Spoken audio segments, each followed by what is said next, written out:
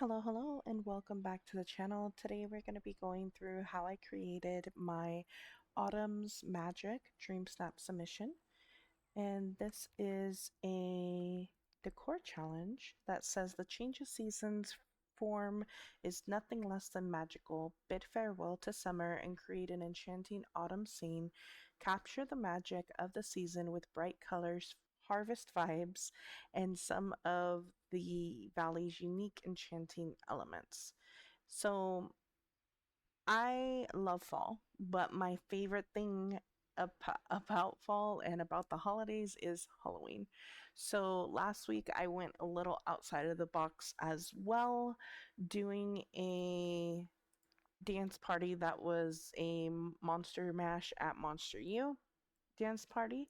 And this week I tried to do the harvest thing, but I just am not feeling it. So I went with a harvest Halloween kind of party is what I was kind of envisioning with this. And it is, kind of dark vibes over here on the right, but I do think that this is more of a risky thing to do this week, since I think the majority of people are going to be going full autumn fall versus Halloween. But we shall see. So, 5 rustic, 5 delicate are the mandatory tags, bonus for orange and outdoors. So, let's go ahead and take a look at how I created the scene and got the tags for this week. I kind of sped things up here a little bit for you so that you didn't have to watch all of the placement of things, but I've already placed down a ton of items. I thought it would be enough, but it quite wasn't, so I end up adding more later. I use the vine walls here to partition off that so you can't see but through it, and I did double them up so that you couldn't see any light coming through the cracks since they don't unfortunately sit flush. Then my idea was that I wanted to have autumn trees. Unfortunately, the only one we have that's remotely like that is this red maple tree. So I went with the larger version of them and kind of stacked them all together. And then went with the smaller one and put that in between each of the bigger trees to make it look as full as possible so that, again, completely taking over the sky there. And then I want to do blinding lights, so I put the lights in between there and then end up placing another row of trees in front of that to hide the lights as much as possible so that it just looked like there was a glow coming from behind it. And I knew that I wanted to do something like this. I've never really done a lot of blinding shots, so this was kind of my go at that.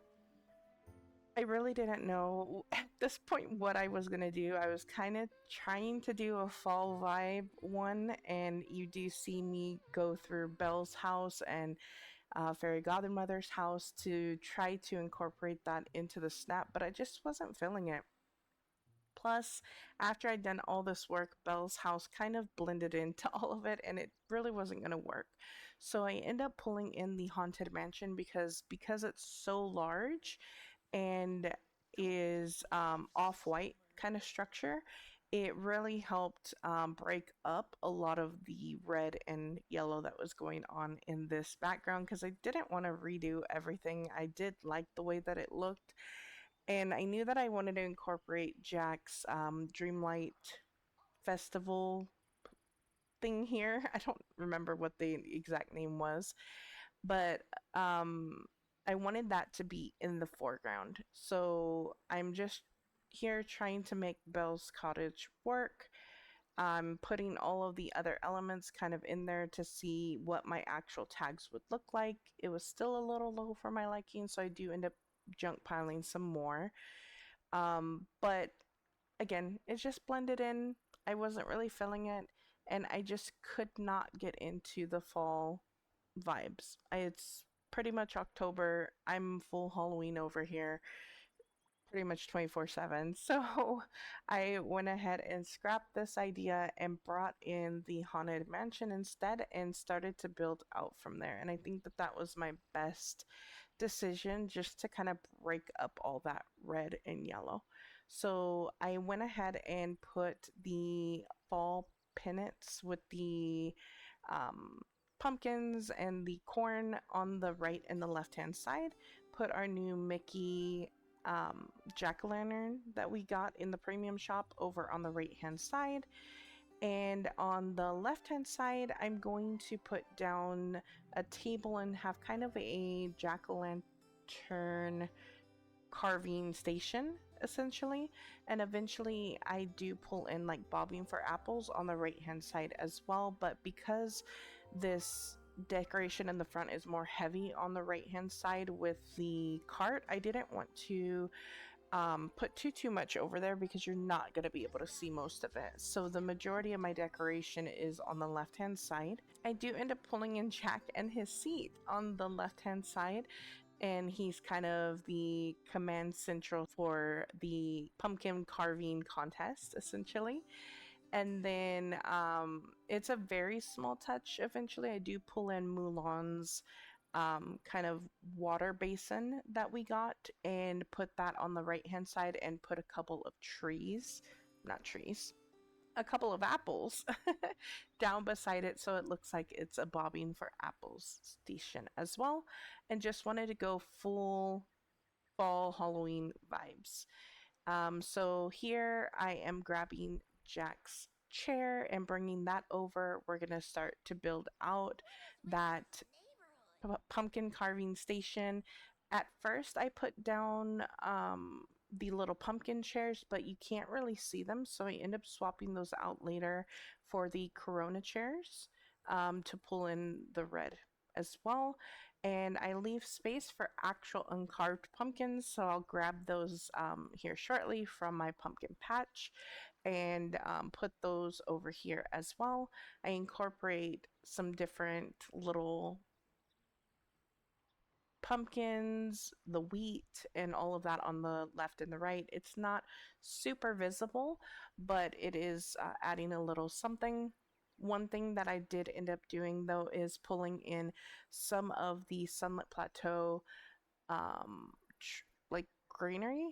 It's not even greenery, orange underbrush, to just give some additional color. I do have this in the Forest of Valor, so I did want to cover the green bush that was on the right hand side with one that was orange, and so I just added in a little bit of those around just to give it a little bit of an autumn touch. And I knew I didn't want all this greenery as well, so I do end up putting down a main pathing for like the front of the house, as well as asphalt for like a road. And I do incorporate using the, what is it, straw pathing essentially to make it to where the greenery on the ground wasn't showing through as much, so that I could actually have those smaller elements be more visible, like the apples that I end up putting on the right hand side. So I use the straw pathing to just suppress the grass from showing, so that the tufts don't cover those small elements. So I had tried to put in like apple trees, but they weren't really very visible, and I don't think that they would have looked right. But I love this little bobbing for apple station that we ended up getting on the right. And other than that, I do end up putting some vine lamp on the left and the right just to give some additional glow, not like it really needed it.